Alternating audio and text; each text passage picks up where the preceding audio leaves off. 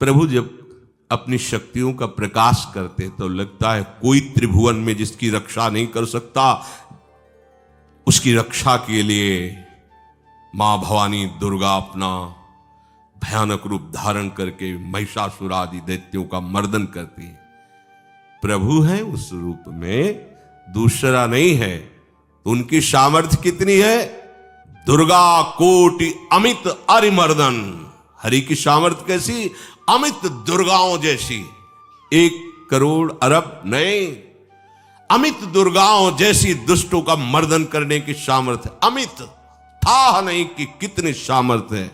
एक दुर्गा रूप में जब हरि प्रकाशित होते हैं तो त्रिभुवन में कोई सामने खड़ा होने वाला नहीं होता। मां भवानी जिस समय अपने स्वरूप में आती, किसी की ताकत नहीं है। ये शुंभ निशुंभ इतने बलवान दैत्य थे, त्रिभुवन में कोई इनका बाल बांका भी नहीं कर सकता था। स्मरण किया समस्त देवताओं ने तो भगवान से ही शक्ति का प्रादुर्भाव हुआ। इतना सुंदर रूप मां भगवती का। शुंभ निशुंभ के पार्षद घूमते रहते थे, उन्होंने देखा, जाके बताया कि आपके महल में जितनी सुंदरियां उसकी दासी बनने योग्य भी नहीं, ऐसी सुंदरी का हमने दर्शन किया। बोले मेरा जाके परिचय बताओ। बोले ऐसा नहीं लगता कि आपके परिचय बताने से केवल आ जाएंगे। तो उनका अगर ऐसा नहीं तो केश कर्षण निर्धूता गौरवा मां गरिष्यति, उसके गौरव को धूल में मिलाते हुए बाल पकड़कर घसीट कर हमारे पास लाओ। मार्कंडेयपुरा उनके पार्षद गए और बताया हमारे मालिक शुंभ निशुंभ है, उनका आदेश है कि आप महल में चलो और आदर सहित, अगर आप ऐसा ना करती हैं तो मैं आपका निरादर करते हुए बाल पकड़कर घसीटते हुए ले जाऊंगा।